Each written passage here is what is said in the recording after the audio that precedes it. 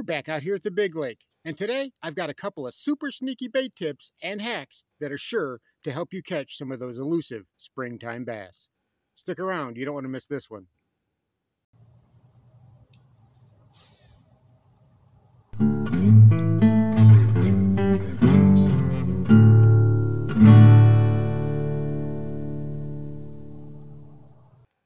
And here is this video's featured comment.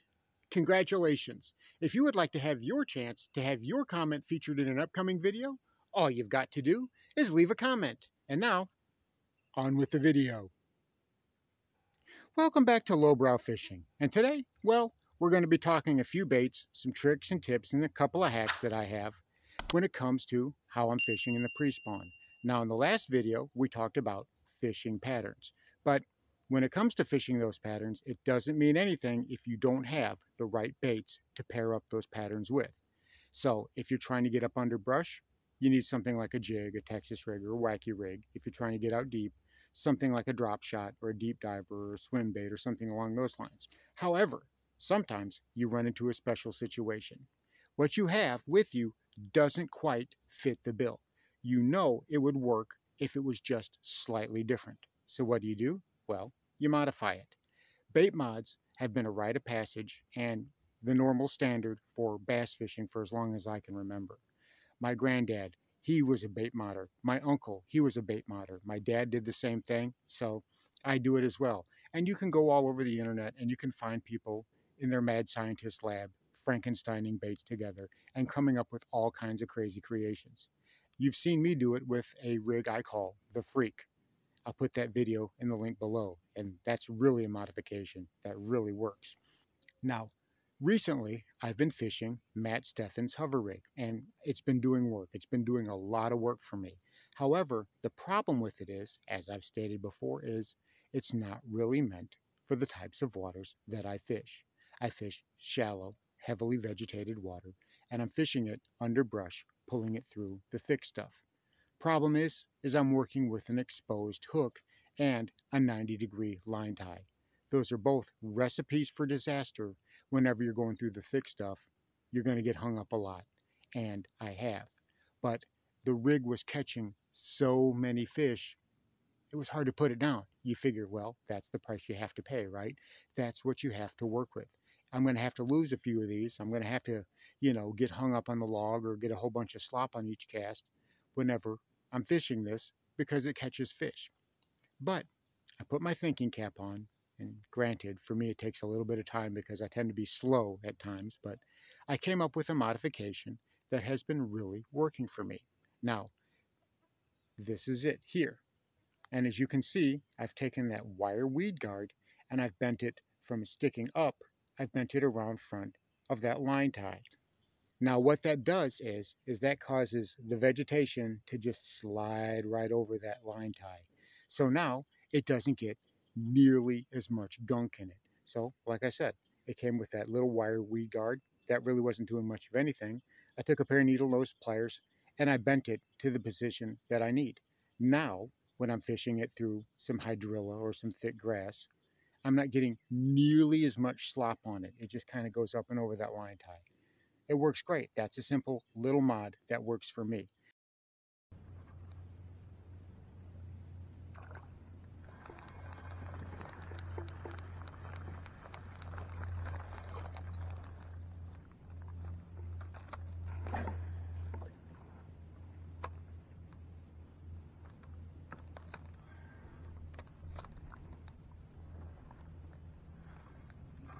There we go, I got her.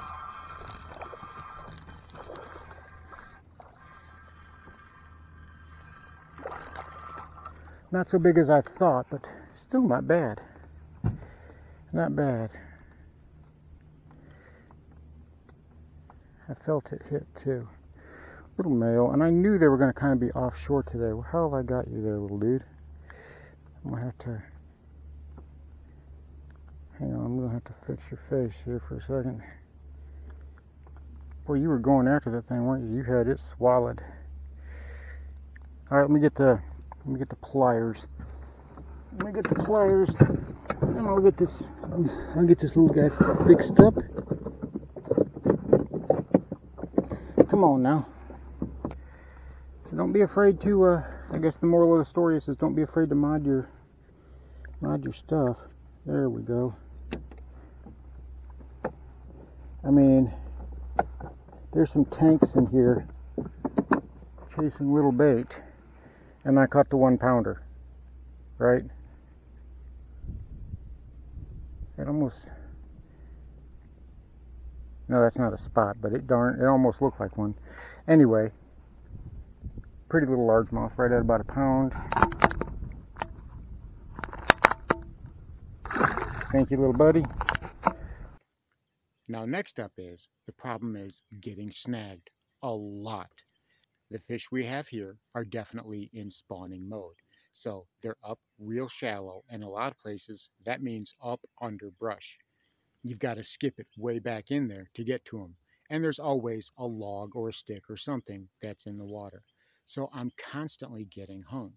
And that's very frustrating. Now, I've taken the little boat with me a lot of times, and it's easy enough for me to go in there and get it, but it's a pain to have to do that time and time again. So again, what did I think? Well, I figured, well, I just switched to a Texas rig, right? I'll go to a weightless Texas rig. But when I did that, the bites actually fell right off the cliff. I was not getting nearly the amount of bites that I was whenever I was using the hover rig. The fish haven't seen that fluttering type of action before, and they've seen a million Texas rigs, so they didn't bite it. I had 1 or 2 fish that I was able to catch on the weightless Texas rig, which was nothing compared to what I was catching on the hover rig. The hover rig, I have just been killing it on. I've caught so many fish on that thing. Nice fish. I've caught a 7 pounder so far, which is my biggest on that. But generally, during the day, I'm able to catch some really nice fish. I wanted to go back to the hover rig. I wanted to fish that because that is what's working. So what did I do? Well, I came up with this. That's right. I figured out how to Texas rig it.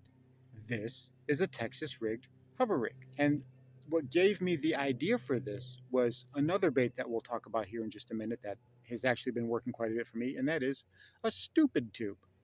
I was rigging up a stupid tube using a shaky head and putting a tube on it, as you do when you're making a stupid tube, and I realized, why wouldn't that work for the hover rig?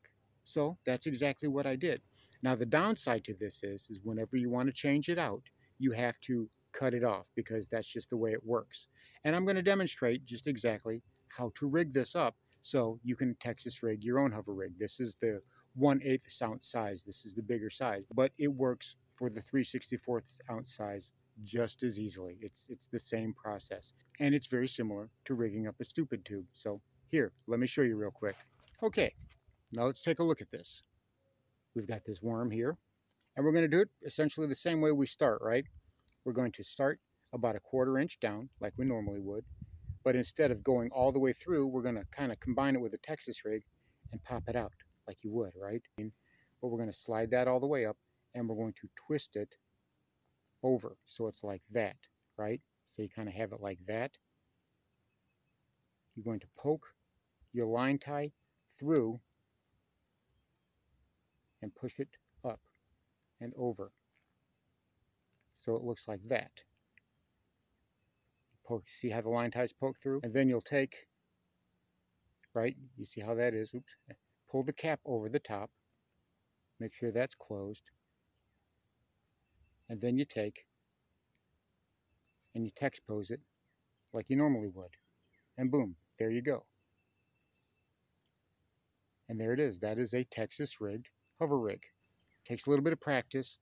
The hardest part is pulling that cap over it. Now the bottom's kind of going to be exposed, but that's okay. It works tremendously well. I caught a lot of fish on this thing, and I was actually catching more fish because I wasn't wasting my time going back up under the brush to pick out every single time I got hung up. So there is that. Don't be afraid to get a little inventive. Don't be afraid to play mad scientist every now and again. This worked out tremendously for me. The freak rig worked out tremendously for me. So a lot of times it ends up paying off dividends. But there's another rig I want to show you. And it's another thing that's been working out tremendously for me. And it has a lot of similar action to the hover rig. And that is, well, a stupid rig.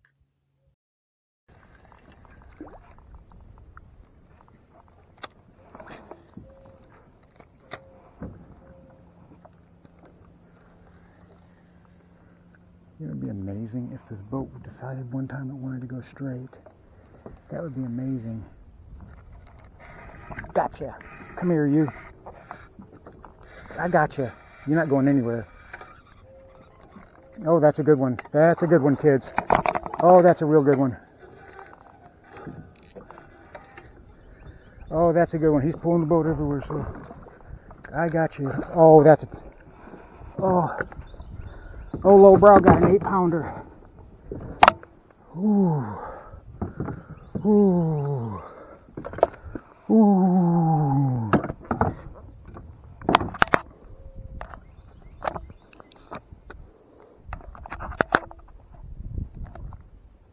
Oh, that's a big fish. Big sow female. Big 7 pounds. Oops. Nope. You're not going in the water. Hang on. My reel's wanting to go in the water.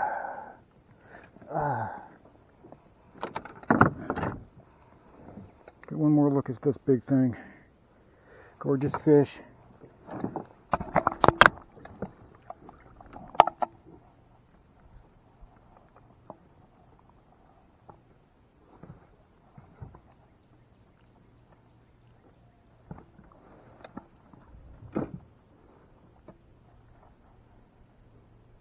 There she goes. Now, for those of you who aren't familiar, this is a stupid tube. It's basically a tube that's Texas rigged on a shaky head. And it's pretty much done a lot the same way that I just did the hover rig. You can see that the hook is Tex posed in there, right? And the line tie sticks out through here. And there's the bottom of it. The thing about this that works tremendously well is that you're getting that tube action, that tube spiral, but in a Texas rig package. I can skip this back up under brush, and basically it gives me a 1-2 punch. Now, why am I fishing this whenever I'm still catching fish with the hover rig? Very simple. I don't want the fish to get burnt out on one thing. So I always want to have more than one presentation tied on, even when I'm working a successful pattern, because I want that pattern to continue as long as I can get it to continue. And fish get burnt out on things a lot more quickly than you think that they do. This has actually been sneaky good for me. I caught 4 or 5 on this one today, so I'd say it's paying dividends. I'd say it was a smart move. I wanted to keep something that was similar. Like I said, originally I had a Texas rig tied on, a weightless Texas rig stick bait, and I really wasn't getting anything on that. I had a NACO rig, I had a wacky rig, and again, while those were productive, I was having the same old problem of getting hung up every other cast and having to go into the brush just to pick my lure out.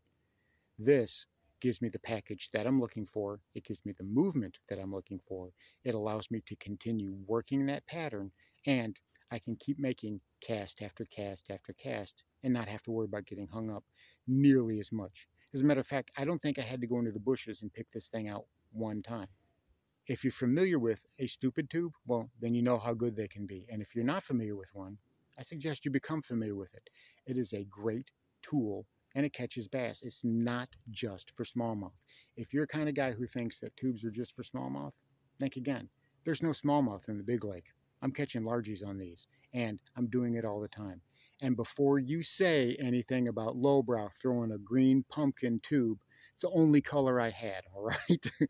I didn't want to throw green pumpkin, but it was the color that I had, and it ended up working out. Normally, I like to throw a white tube, or I usually like to maybe even throw a pink or a crazy colored one, but this was the only colored tube pack I had left. I'm going to have to go buy some more. So I don't want to hear anything in the comments about lowbrow throwing green pumpkin after lowbrow saying he don't throw green pumpkin. It's the only thing that I had. So of course that's how it worked out.